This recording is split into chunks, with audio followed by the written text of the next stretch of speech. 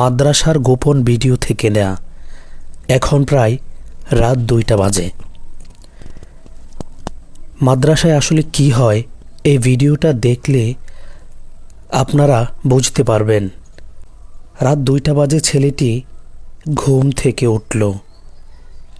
আচ্ছা, আমরা দেখি ছেলেটি কি করে, আসলে মাদ্রাসায় কি চলে এসব। ছেলেটি টুপি মাথায় পরল। টুপি মাথায় দিয়ে কোথায় যাবে এত রাত্রে? তারপর পাঞ্জাবি গায়ে দিল। পাঞ্জাবি গায়ে দিচ্ছে, পাঞ্জাবি গায়ে দিয়ে সে বাহিরে চলে যাচ্ছে। এত রাত্রে ছেলেটি কোথায় যাচ্ছে? বাহিরে। বাহিরে আসলে কি? রাত 2টা বাজে, বাহিরে কি? আসুন বাহিরের ক্যামেরা দিয়ে দেখি ছেলেটি আসলে কোথায় যাচ্ছে। ছেলেটি আস্তে আস্তে বাথরুমের দিকে যাচ্ছে। আসলে বাথরুমে এত রাত্রে কি ভালো করে বোঝা যাচ্ছে না। সে এখানে কি করছে?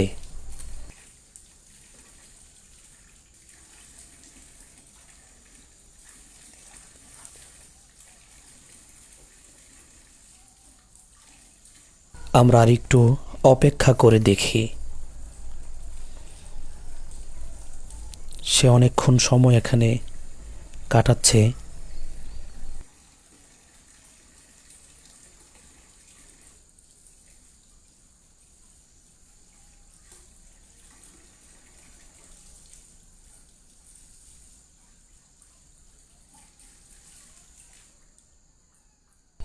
ঘরের দিকে আসছে।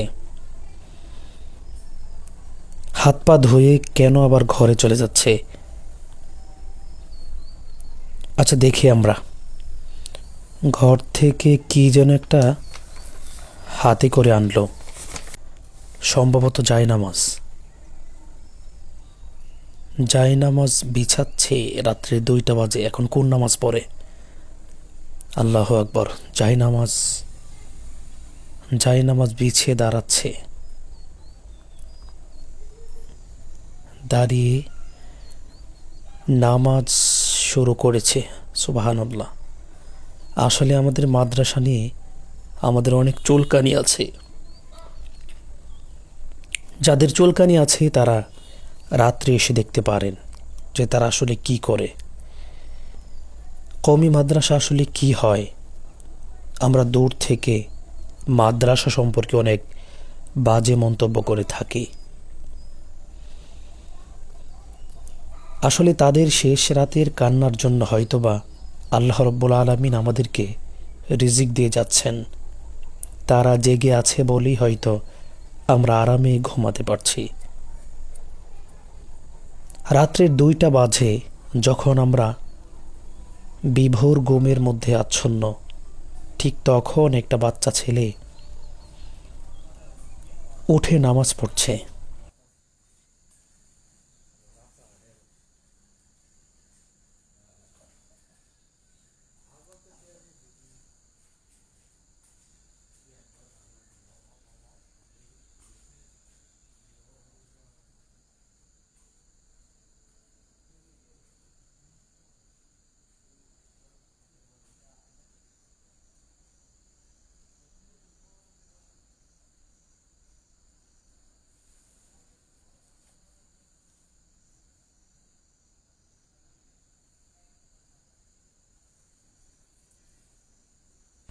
নামাজ শেষে আল্লাহ রাব্বুল আলামিনের কাছে দোয়া করছে। আসলে মাদ্রাসা সম্পর্কে আমাদের অনেক খারাপ ধারণা আছে। আসলে আপনার পাশের যে মাদ্রাসাটি আছে, আমার বাড়ির পাশের যে মাদ্রাসাটি আছে, আমরা যদি একটু খোঁজ নিয়ে দেখি তারা রাত্রে কি করে, তাহলে হয়তোবা আমাদের সবার ভুল ভেঙে যাবে। ছেলেটি নামাজ শেষ করে দোয়া করছে আল্লাহ রাব্বুল আলামিনের কাছে। আল্লাহ রাব্বুল আলামিন ছেলেটিকে যেন যুগের শ্রেষ্ঠ আলেম বানিয়ে দেয়। নামাজ শেষ করে আবার ঘরে ফিরে যাচ্ছে।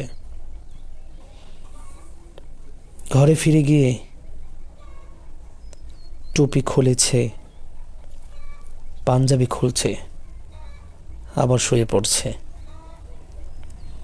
কেউ জানে না আল্লাহ রব্বুল আলামিন ছাড়া আজ ছেলেটি কি করছে।